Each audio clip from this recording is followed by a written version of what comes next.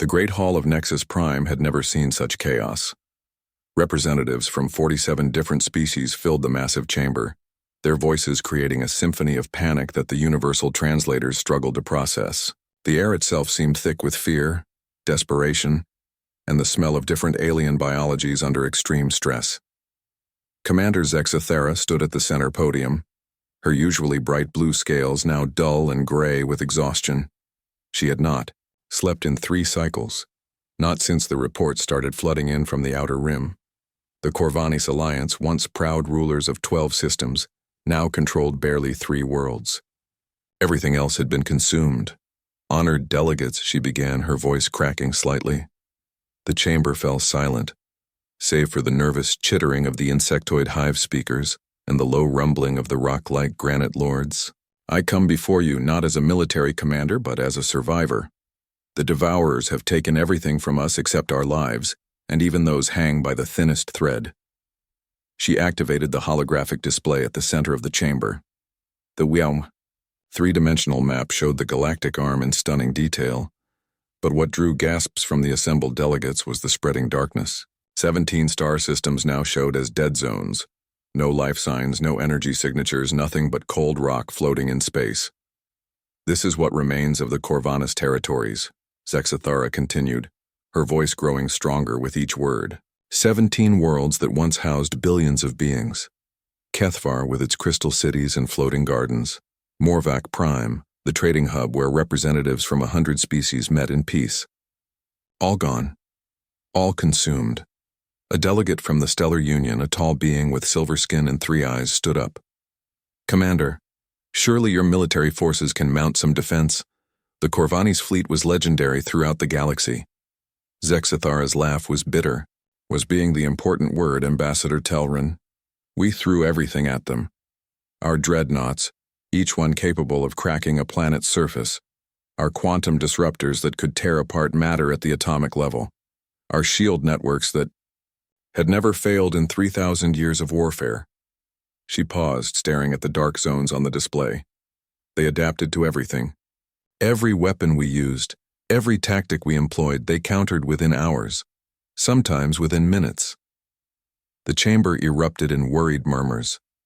If the Corvanis fleet, with its reputation for ruthless efficiency, could not stand against these devourers, what hope did any of them have? An elderly representative from the Peaceful Worlds Coalition raised a shaking appendage. What exactly are these devourers? Where did they come from? We don't know, Zexathara admitted. They appeared in the outer rim without warning. At first, we thought they were another species seeking new territory. Standard protocol was to offer diplomatic contact. Her scales darkened further. The first diplomatic ship we sent was torn apart and its crew consumed within moments of arrival. The ship itself was somehow absorbed into their fleet structure. She manipulated the holographic display, showing a recording from one of the few survivors. The images were grainy and filled with static, but the assembled delegates could clearly see the enemy.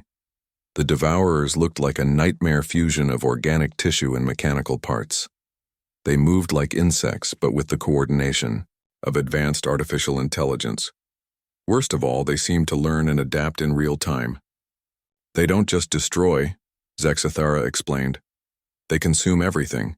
Metal, organic matter, energy. They break it all down and use it to create more of themselves. Every battle we lose makes them stronger while making us weaker. The silence in the chamber was deafening. Finally, the representative from the Golden Empire, a being that looked like living fire contained in a crystalline form, spoke up. What do you want from us, Commander? Everything, Zexathara said without hesitation. Ships, weapons, soldiers, resources. We need a combined fleet unlike anything the galaxy has ever seen.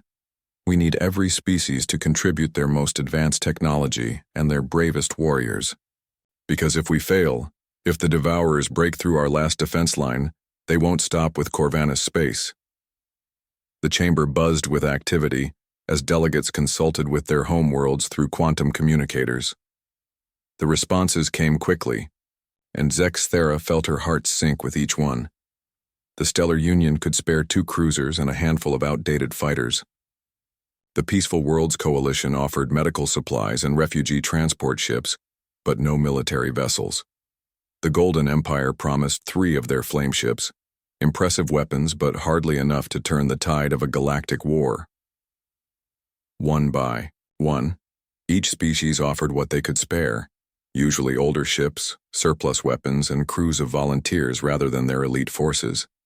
It was generous by normal standards but laughably inadequate against an enemy that had already consumed 17 worlds.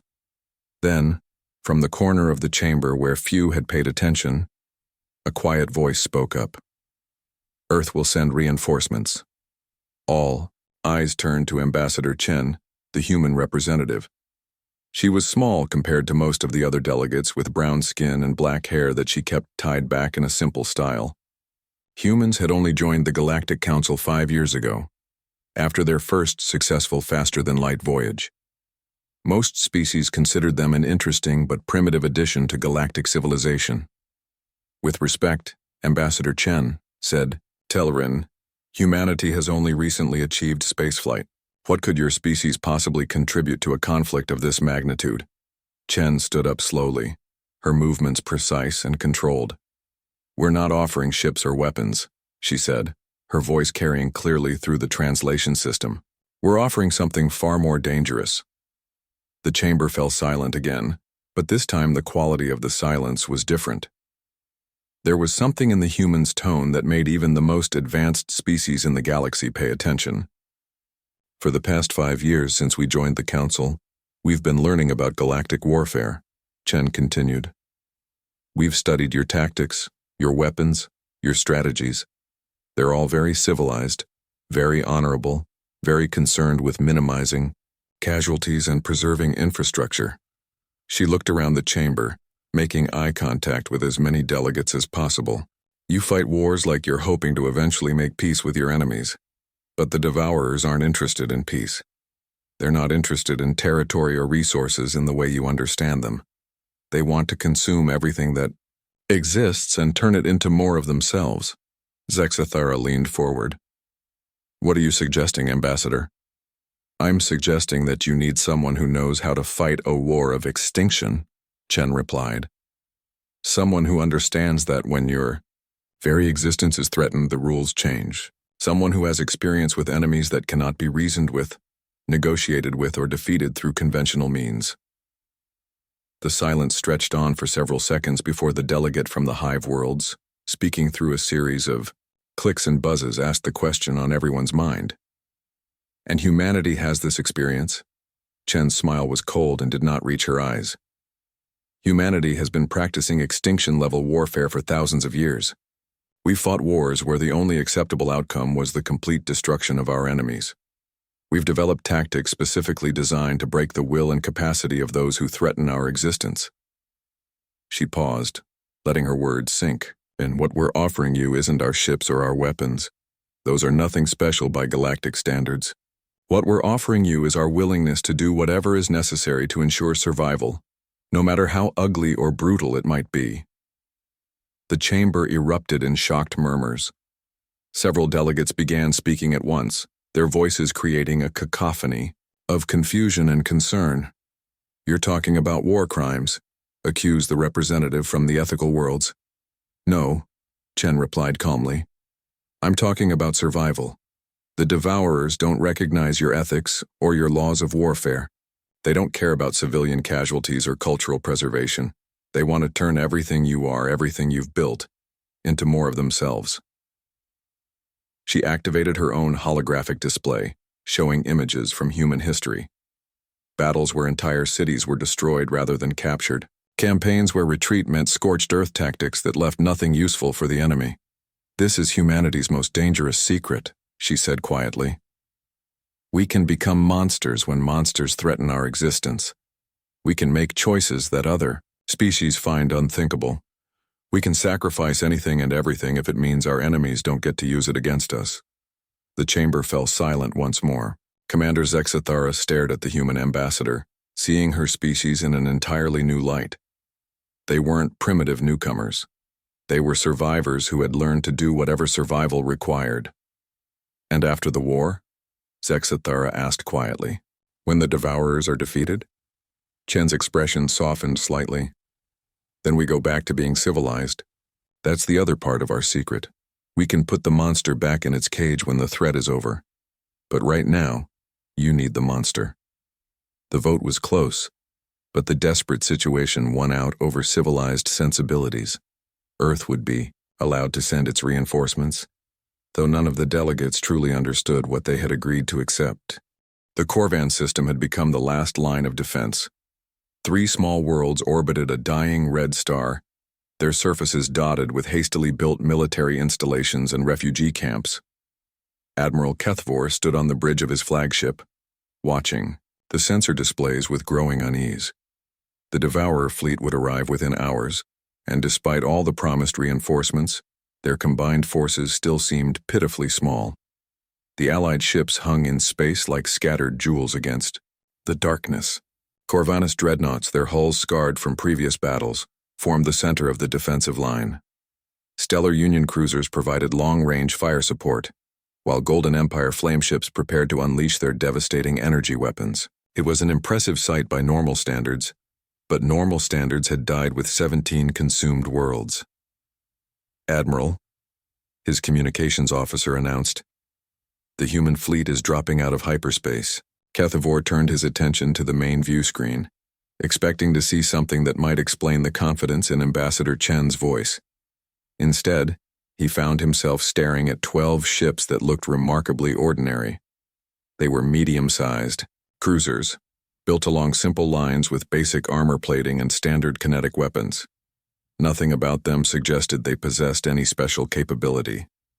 "Those are the reinforcements?" asked Captain Vexihai, his second-in-command. "They look like training ships." The human vessels moved with precise coordination, taking up positions that seemed almost casual. They didn't rush to the front lines or adopt aggressive attack formations. Instead, they spread out along the flanks of the main battle group, as if they were planning to observe rather than participate. Admiral Kethvor activated the communication channel. "Human fleet, this is Admiral Kethvor commanding the defense of Corvan system. Please transmit your tactical plans for integration with our forces." The response came from a female voice that sounded eerily calm given the circumstances. "Admiral, this is Captain Sarah Martinez commanding the human task force. We'd like to request a strategic meeting with all Allied commanders as soon as possible." Within an hour, the senior officers from every Allied species had gathered via holographic projection in Kethvor's conference room. Captain Martinez appeared, as a middle-aged woman with short gray hair and dark eyes that seemed to take in every detail of her surroundings.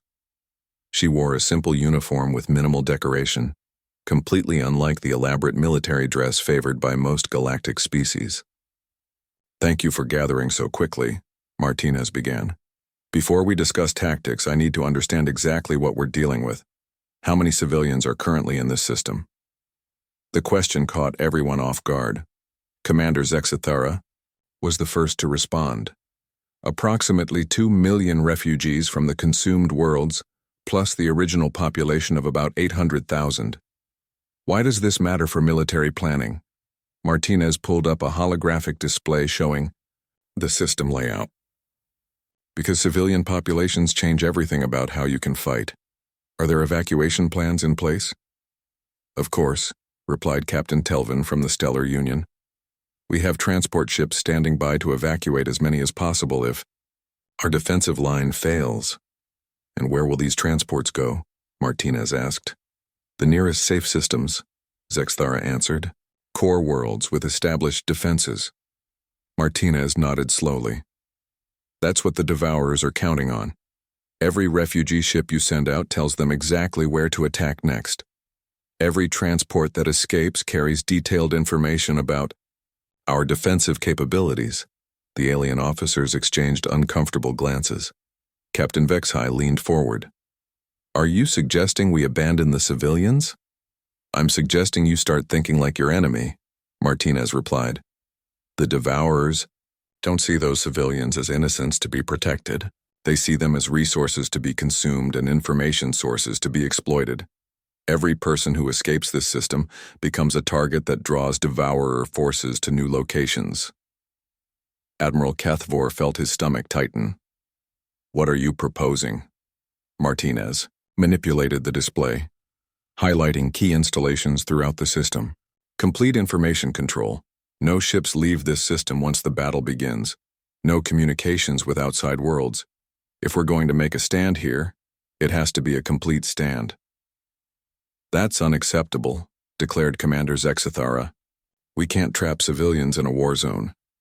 You can't save them by spreading the war zone to every corner of the galaxy, Martinez countered. The Devourers have consumed 17 worlds by following exactly the pattern you're planning to repeat. Refugees flee, carrying information and drawing the enemy to new targets. The infection spreads. She brought up new data, showing human historical conflicts. My species has fought wars against enemies who couldn't be negotiated with or deterred. We learned that sometimes the only way to protect the many is to sacrifice the few. Captain Telvin stood up abruptly. This is barbaric. We don't fight wars by trapping our own people. No, Martinez agreed. You fight wars by following civilized rules that your enemies don't share. That's why you're losing. The conference room fell silent except for the low hum of the ship's systems. Admiral Kethvor studied the human captain's face, looking for some sign of emotion or doubt. He found none. Let me understand what you're suggesting, he said carefully. You want us to prevent any ships from leaving the system, effectively, trapping nearly 3 million people in what might become a battle zone. I'm suggesting you stop feeding your enemies information and resources, Martinez replied. Every traditional defensive strategy you've used has failed because the Devourers adapt to everything they encounter. They learn from every battle, every retreat, every evacuation. She highlighted specific points on the tactical display. But they can only adapt to what they experience. If we control what they experience, if we make sure they only encounter what we want them to encounter, we can shape their adaptations. Commander Zexathara's scales had turned an angry red. And how exactly do we explain this to the civilians? How do we tell parents that their children can't leave because our military strategy requires them to stay in danger? You don't explain it, Martinez said simply. You jam all communications, disable non-military ships, and enforce a complete quarantine. You make the hard choice that military commanders are supposed to make. The alien officers began speaking at once, their voices creating a chaos of outrage and disbelief. Martinez waited patiently for the noise to die down before continuing. I know this is difficult to accept, she said. Your species have all developed advanced civilizations with strong ethical foundations. You've learned to wage war while maintaining moral standards.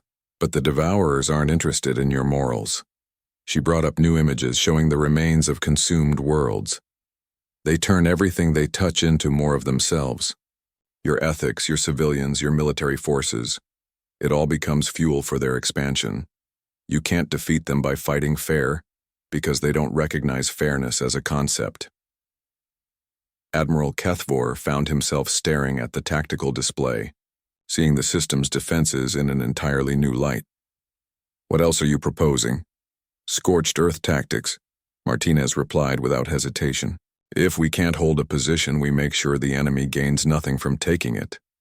Destroy everything of value rather than let it be consumed and turned against us. Including civilian areas? Asked Captain Vexhai quietly. Including everything, Martinez confirmed.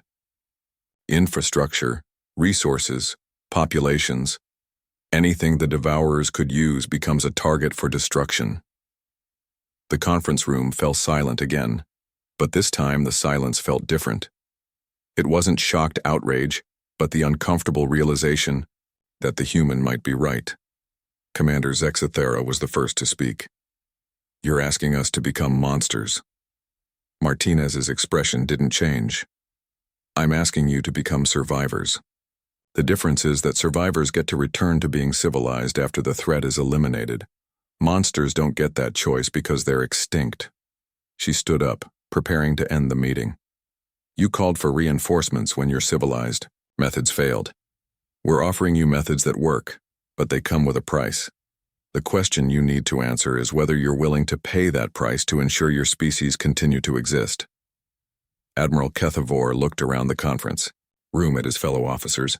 He could see the struggle in their faces, the conflict between everything they believed about warfare and the brutal reality of their situation.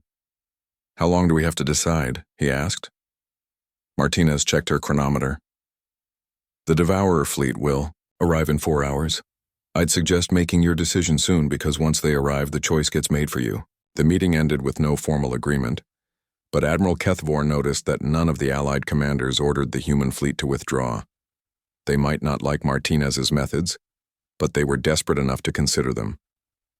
As the holographic projections faded away, HFY found himself alone with his thoughts and the growing certainty that the war they were about to fight would be unlike anything the galaxy had ever seen. The mining colony on Talos 7 had been a symbol of cooperation between 3 different species for over 2 centuries.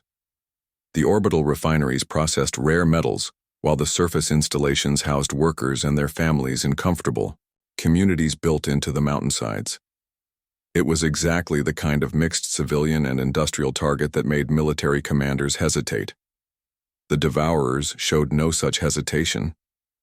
They descended on the system like a plague of living metal, their biomechanical forms shifting and adapting as they moved. The Colonial Defense Force, consisting of 12 patrol ships and a handful of automated defense platforms, fought bravely but hopelessly as evacuation transports struggled to escape the surface. Admiral HFY watched the battle unfold from his command ship, now positioned 3 systems away. The human fleet had insisted on this withdrawal, claiming they needed operational space for their tactics. None of the alien commanders understood what that meant, but the alternative was to watch another world fall using conventional methods. "FO.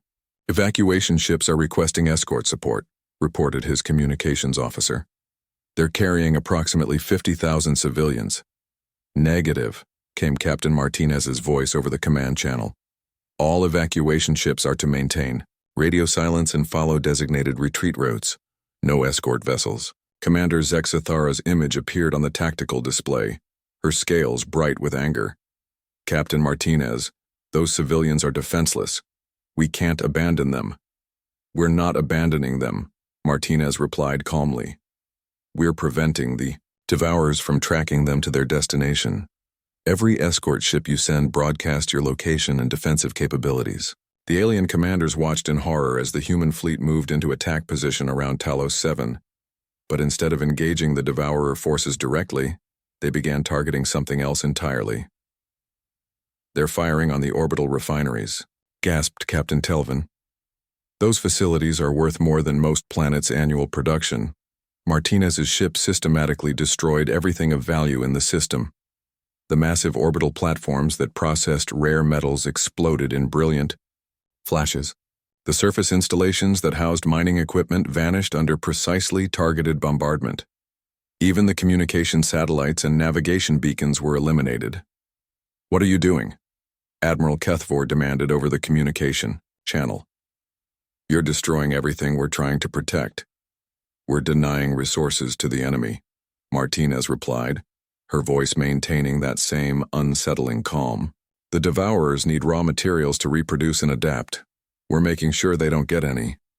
The strategy was working, but the cost was staggering.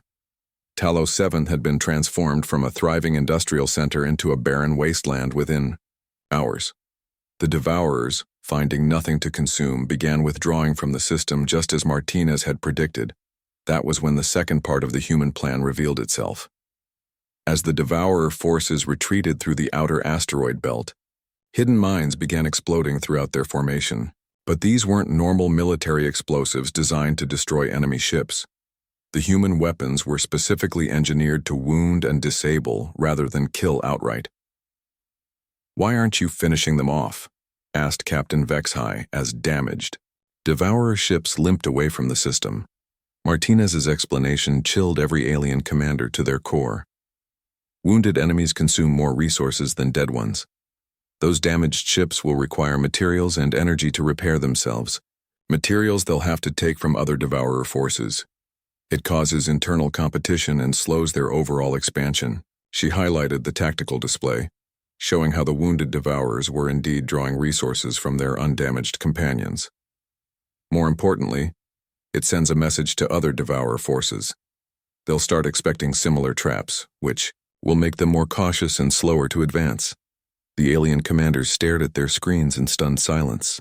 The human tactics had worked perfectly, but the methods were unlike anything they had ever encountered. The complete destruction of valuable infrastructure, the deliberate wounding of enemies rather than destroying them, the cold calculation that treated both allies and enemies as resources to be managed. Over the following weeks, similar scenarios played out across the war zone.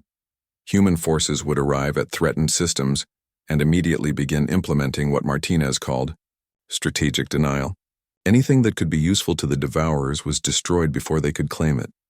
Civilian populations were relocated to hidden locations without communication equipment.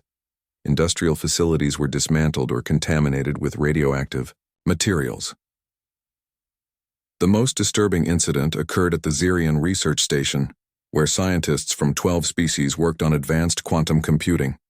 When devourer forces approached, the human fleet evacuated the researchers, but then used the station's own experimental technology to create a temporal distortion field that made the entire facility exist in a loop of accelerated time. The devourers will spend decades trying to consume a facility that experiences only minutes of real time, Martinez explained to the horrified scientists. By the time they realize what's happening, they'll have wasted enormous resources on a target that doesn't actually exist in normal space-time. Commander Zexathara confronted Martinez after the Xerion incident. "You're not just fighting a war," she accused. "You're conducting experiments on a galactic scale, using entire star systems as test subjects." "Yes," Martinez agreed without shame. "We're learning how the devourers think and adapt. Every encounter teaches us more about their weaknesses and limitations. That knowledge will help us develop more effective strategies." "And if your experiments fail?" Zexthara demanded. "What happens to the people in those systems?" Martinez's expression didn't change.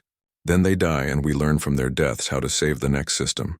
That's how war works when extinction is the alternative." The conversation was overheard by other Allied commanders, and word began to spread throughout the combined fleet. Humanity wasn't just offering military support. They were treating the entire war as a vast laboratory for testing increasingly brutal tactics. The psychological impact on both sides was profound. Devourer forces began showing unprecedented caution when approaching systems where human ships were detected. They started avoiding certain types of targets entirely, unsure what new trap or weapon they might encounter. But the effect on the Allied forces was equally significant. Species that had prided themselves on civilized warfare found themselves adopting human methods out of necessity. Corvinus commanders began ordering the destruction of their own installations rather than let them fall into enemy hands. Stellar Union captains started using wounded enemy ships as unwitting scouts to gather intelligence. The war was turning in their favor, but the victory was coming at a price that none of them had been prepared to pay. Every successful human tactic raised new moral questions about the nature of civilized warfare and the acceptable cost of survival. Admiral Kethavor found himself studying human historical records, trying to understand how a species could develop such ruthless efficiency. What he discovered was even more disturbing than their current tactics. Humanity had been refining these methods for thousands of years, fighting wars against their own species with the same cold calculation they now applied to the devourers. "They've been practicing extinction warfare against themselves," he reported to Commander Zexathara during a private conversation.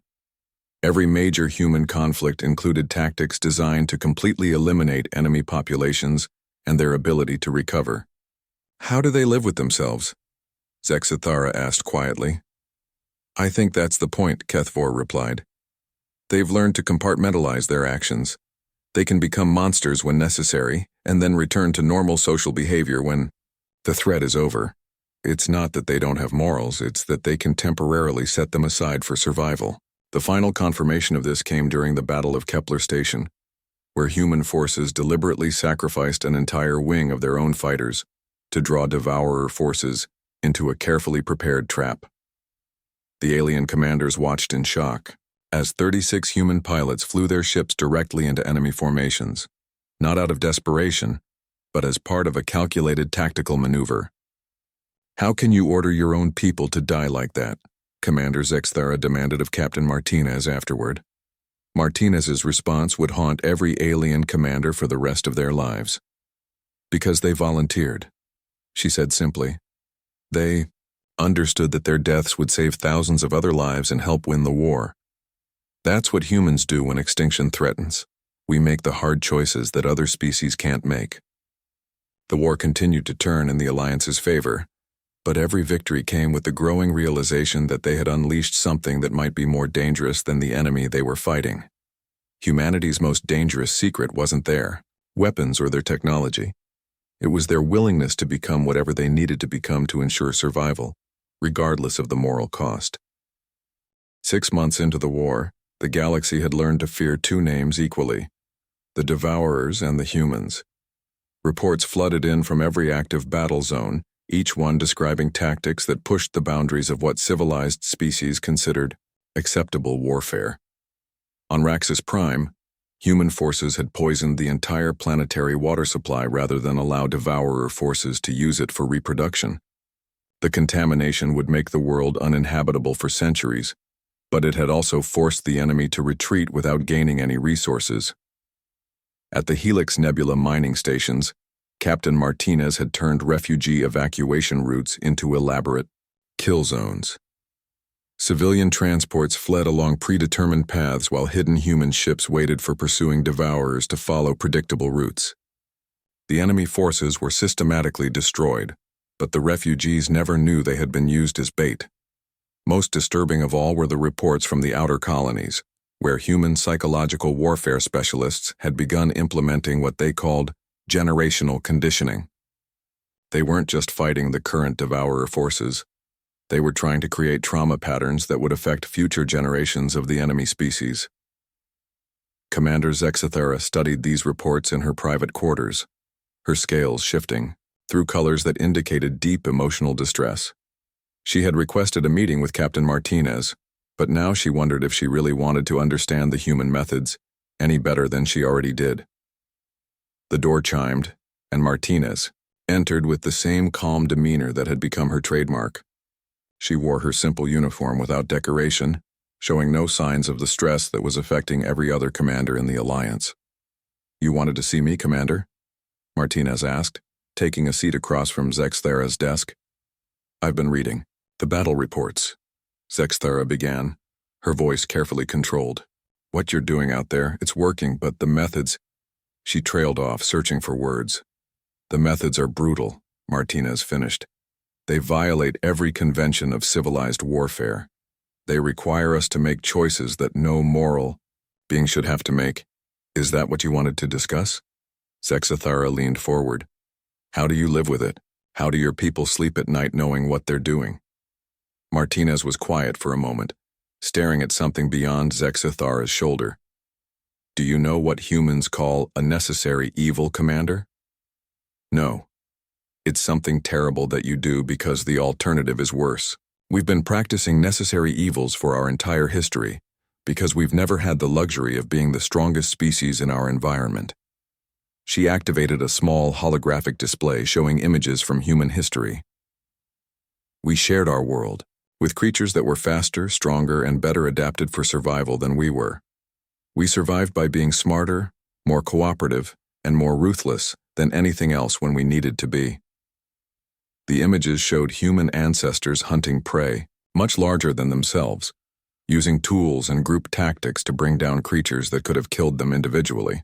"Every human child learns about the concept of acceptable losses," Martinez continued. "We understand that sometimes people have to die to save more people. Sometimes cities have to be destroyed to prevent enemy forces from using them. Sometimes you have to become the monster to stop a bigger monster."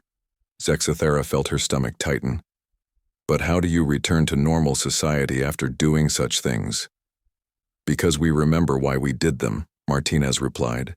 "Every human soldier knows that the brutal methods are temporary measures for extreme situations. We have families to protect, civilizations to preserve, futures to ensure for our children. The methods are horrible, but the goal is survival of everything we care about. She manipulated the display to show more recent human conflicts. We've fought wars where entire nations were destroyed rather than allow them to threaten our species' survival. We've developed weapons capable of ending all life on our planet, and we've been ready to use them if necessary. That's terrifying, Zexathara whispered. Yes, Martinez agreed. But it's also why we're still alive when other species might have gone extinct. We've learned to do whatever survival requires, no matter how awful it might be. The conversation was interrupted by an urgent communication from Admiral Keithfor. All senior commanders report to the Tactical Center immediately. We have a situation. The Tactical Center buzzed with activity when they arrived. Holographic displays showed real-time reports from across the battle zone, and the news was unprecedented. The Devourer forces are retreating, Admiral Keithfor announced. Not just from individual systems, but from entire sectors. They're pulling back to the Outer Rim and showing no signs of renewed aggression. The assembled commanders stared at the tactical displays in amazement. After months of seemingly unstoppable advance, the enemy was actually withdrawing from conquered territory. What changed? Asked Captain Telvin. Did we inflict some critical damage? Captain Martinez studied the data with professional interest. They're afraid, she said finally. For the first time in their expansion, they've encountered an enemy they can't predict or adapt to quickly enough. She highlighted several recent battle sites on the display. Look at the pattern of their retreat. They're avoiding any system where human forces have operated, even when those systems are lightly defended. They've learned that engaging us is too costly. Commander Zexathara felt a chill run through her body. They're afraid of us? They're afraid of uncertainty, Martinez corrected. The Devourers succeed by adapting to enemy tactics and turning them against their opponents. But our methods are specifically designed to be unpredictable and psychologically damaging rather than just militarily effective. She brought up a detailed analysis of recent encounters. Every battle we've fought has introduced new variables they can't easily account for. We've used their own adaptability against them by forcing them to adapt to strategies that are inherently self-destructive. Admiral Keithfor leaned forward. Explain that. We've taught them to expect traps in every retreat, poison in every resource, and psychological warfare in every encounter. Their adaptation to these threats has made them paranoid and inefficient. They're now spending more energy protecting against our tactics than they're gaining from their conquests. The room fell silent as the implications sank in. The galaxy's most feared enemy was retreating, not because they had been defeated in battle, but because they had been made afraid to fight. Over the following weeks, reports confirmed that the Devourer withdrawal was accelerating.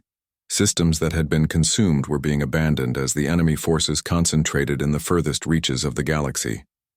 Some worlds were so damaged that they would never recover, but others were being left with their basic infrastructure intact. The victory came with disturbing revelations about the methods that had achieved it. Intelligence reports revealed that human psychological warfare had been far more extensive than even the Allied commanders had realized. Human operatives had infiltrated refugee populations, using civilians as unwitting intelligence gatherers. They had manipulated evacuation routes to funnel enemy forces into predetermined killing zones. Most shocking of all, they had used captured Devourer specimens to develop biological weapons designed to cause specific psychological reactions.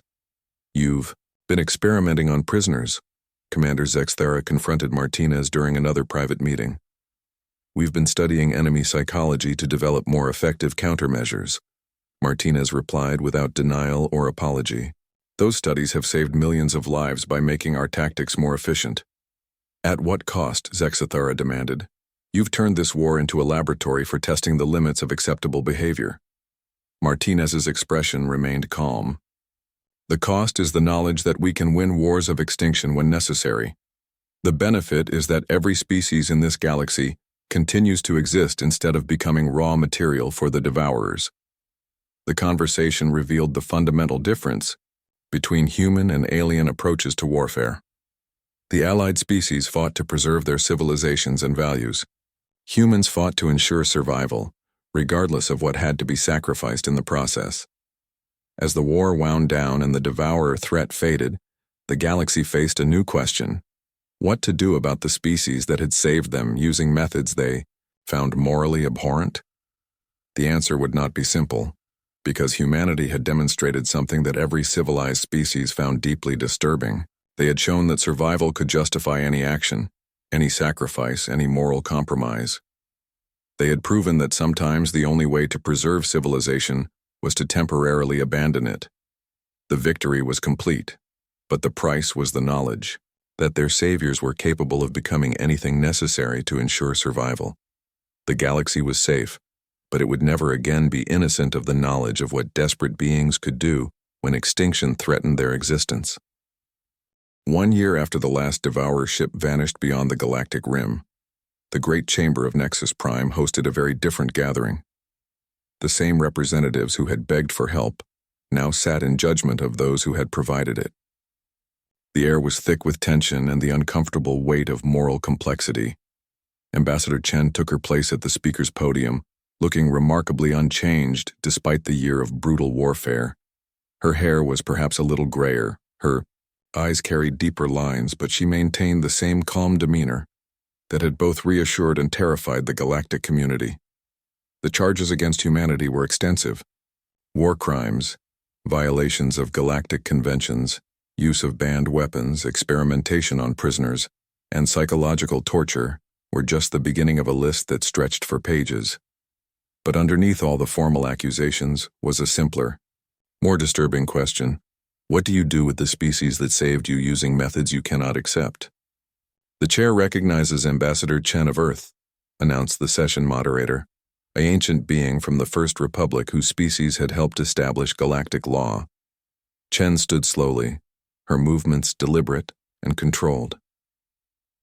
Honored delegates, she began, I stand before you not to defend our actions but to explain them.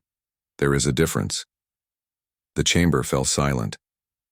After months of legal proceedings and formal debates, everyone was curious to hear humanity's final statement. 18 months ago, Commander Zexithara stood in this same chamber and described an enemy that could not be reasoned with, negotiated with, or defeated through conventional means. An enemy that consumed everything it touched and turned your own resources against you. An enemy that had already destroyed 17 worlds and shown no signs of slowing its advance. Chen activated a holographic display showing the current state of the galaxy. Today, that enemy has been driven beyond the rim of known space. The threat of extinction has been lifted from every species in this chamber. Your worlds are safe, your children have futures, and your civilizations will continue to exist. She paused, looking around the chamber at the faces that regarded her with mixtures of gratitude and fear. The methods we used to achieve this victory were brutal, morally questionable, and violated every convention of civilized warfare. We poisoned, world-sacrificed civilians, conducted illegal experiments, and implemented psychological warfare on a galactic scale. We became monsters. The admission sent murmurs through the chamber. Several delegates had expected denials or justifications, not this stark acknowledgement. But we did these things for one simple reason, Chen continued, because the alternative was the extinction of every sentient species in the galaxy. When faced with that choice, humanity chose to preserve life at the cost of preserving moral purity. Commander Zexithara, now recovered from her wounds and representing the Corvanis Alliance, stood to address the chamber. Ambassador Chen, no one questions the effectiveness of your methods or the importance of the victory. But how do we trust a species that has demonstrated such capacity for ruthless action? How do we know you won't turn these methods against us? Chen's response was immediate and direct. Because you're not trying to extinct us, Commander. Every action we took during the war was specifically designed to ensure survival against an extinction-level threat. Remove that threat, and the methods become unnecessary. She manipulated the holographic display to show human activities over the past year. Since the Devourer withdrawal, human forces have been involved in reconstruction efforts on 12 worlds. We've shared our medical technology to treat war injuries, provided resources for rebuilding infrastructure, and helped establish new defensive networks. The images showed human engineers working alongside alien construction crews, human doctors, treating wounded soldiers from every species, and human ships transporting relief supplies to damaged worlds. "This is who humans are when we're not fighting for our existence," Chen explained. "We can put the monster back in its cage because we never wanted to let it out in the first place. The capacity for ruthless action exists, but it's only activated when survival is at stake." The delegate from the Peaceful Worlds Coalition, an elderly being with translucent skin that showed the nervous system beneath, raised a concern that had been troubling many species. "But the knowledge of what you can become changes everything. How do we maintain diplomatic relations with a species that we know could destroy us if they felt threatened? The same way you maintained relations with every other species before, you knew about our methods," Chen replied. "By treating us fairly, respecting our interests, and not threatening our existence. The vast majority of human history has been spent in peaceful cooperation with others. War is the exception, not the rule." Admiral Kethfor, who had seen human tactics firsthand, stood to speak. "I fought alongside human forces throughout the war. What I observed was not a species that enjoyed violence, but one that had learned to use it efficiently when necessary. Their soldiers showed no pleasure in the brutal tactics they employed. If anything, they seemed to find their own methods distressing." This observation sparked debate throughout the chamber. Several species had noted similar patterns in their interactions with human forces.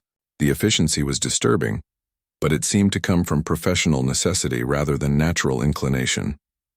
The session continued for hours, with delegates from every major species expressing their concerns and questions. The Stellar Union, worried about the precedent of ignoring warfare conventions. The Golden Empire questioned whether humanity's methods might inspire other species to adopt similar tactics. The Hive Worlds wondered if the psychological effects of the war had permanently changed human society. Chen answered each concern with the same steady calm she had maintained throughout the war. "We understand your fears," she said during her final statement. "We've shown you capabilities that most civilized species prefer to believe don't exist. But those capabilities have always existed in every species. We've simply been forced to develop them more thoroughly." She brought up historical records from various alien civilizations. "Every species in this chamber has fought wars of survival at some point in your development. The difference is that most of you achieved spaceflight and advanced technology before encountering extinction-level threats. You had the luxury of developing civilized warfare because you were never forced to choose between morality and survival." The implications of this statement were profound. Humanity hadn't developed their brutal efficiency because they were inherently more violent than other species. They had developed it because their evolutionary path had required it. "What we offer. The galaxy is not the promise that we'll never use these methods again," Chen continued. "We offer the guarantee that we'll only use them when extinction threatens. And we offer the knowledge that such methods exist and can be effective when all other options have failed." The final vote was closer than anyone had expected. The motion to expel humanity from the galactic community failed by only 12 votes out of 47 cast. But more significant than the vote itself were the private conversations that took place afterward. Several species approached Ambassador Chen with requests for military consultations. Others wanted to study human tactical manuals to better understand the methods that had proven so effective. A few even asked about the possibility of joint training exercises to prepare for future extinction-level threats. Commander Zexithara was among the last to approach Chen as the session ended. "I still don't like what your species is capable of," she said quietly, "but I'm grateful that you were capable of it when we needed you to be." Chen's response reflected the complexity of humanity's position in the post-war galaxy. "We don't like what we're capable of either, Commander, but we've learned that survival sometimes requires doing things you don't like. The important thing is being able to stop doing them when the threat is over." As the delegates filed out of the chamber, the galaxy faced a new reality. Humanity remained part of the galactic community, but they were no longer viewed as primitive newcomers. They had become the species you called when civilization itself was threatened, and normal methods had failed. The knowledge of what humans could become when pressed to their limits changed every diplomatic relationship and military alliance. It was no longer possible to threaten human colonies or interests without considering the possibility of total war in response. But perhaps most importantly, the galaxy had learned that civilization and survival were not always compatible goals. Sometimes preserving life required temporarily abandoning the moral principles that made life worth living. It was an uncomfortable lesson, but one that might prove essential if extinction ever threatened the galaxy again. The monster was back, in its cage, but everyone now knew it was there. And in a universe full of unknown threats and potential enemies, that knowledge was both terrifying and strangely comforting. Because if the unthinkable ever happened again, if another extinction-level threat emerged from the darkness between stars, the galaxy now knew exactly who to call, and humanity would answer, bringing with them all the terrible capabilities that survival had taught them to develop. They would do whatever was necessary to preserve life, no matter the cost to their own.